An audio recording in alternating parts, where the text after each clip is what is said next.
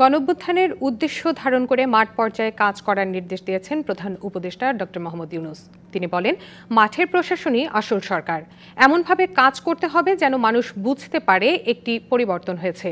ধর্ম বর্ণ নির্বিশেষে সব নাগরিক অধিকার নিশ্চিতে জোর দিয়ে প্রধান উপদেষ্টা বলেন, সব মানুষকে নিয়ে সত্যি সত্যি একটি পরিবার হতে হবে। নিজ কার্যালয় থেকে ভিডিও কনফারেন্সে যুক্ত হয়ে প্রধান উপদেষ্টা ডক্টর মোহাম্মদ ইউনূস বিভাগীয় কমিশনারদের বিভিন্ন দিক নির্দেশনা দেন। যে স্পিরিটটাকে যেন আমরা সামনে নিয়ে আসতে পারি। নিজ নিজ জেলাকে ভালো রাখতে নিজেদের মতো করে উদ্যোগ নেয়ার পরামর্শ দিয়ে প্রধান উপদেষ্টা বলেন, জুলাই অভ্যুত্থানের নতুন কর্মপ্রেরণা নিয়ে কাজ করতে হবে।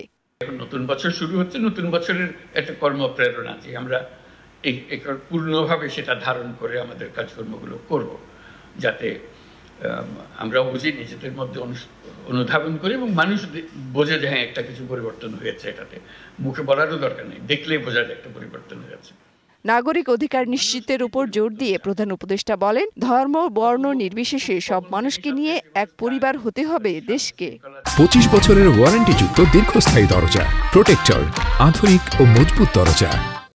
কিছু কিছু মানুষের অধিকার নিশ্চিত করতে পারছে না, তারা অধিকার বঞ্চিত হচ্ছে। আমরা নিশ্চিত করতে চাই যে আমরা এটা ভুল, আমরা সবার অধিকার তার ধর্ম নির্বিশেষে আমরা নিশ্চিত করতে চাই। এটা আমাদের একটা অগ্রাধিকারের মতো একটা বড় জিনিস হবে, যাতে আমরা শান্তিপূর্ণভাবে এক পরিবার হিসেবে আমরা বসবাস করতে পারি।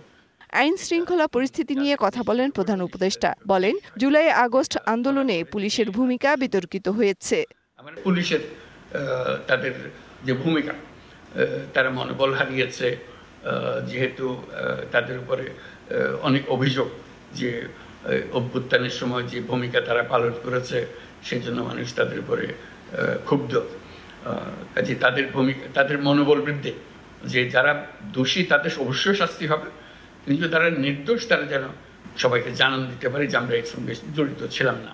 মানুষের জীবনে স্বস্তি আনতে দ্রব্যমূল্য বড় ইস্যু, এটাকে আয়ত্তে আনার তাগিদ দেন প্রধান উপদেষ্টা। একটা কমিটমেন্ট করেছি, সেই কমিটমেন্টটা রক্ষা করা। মেহের মনি, ডিবিসি নিউজ, ঢাকা।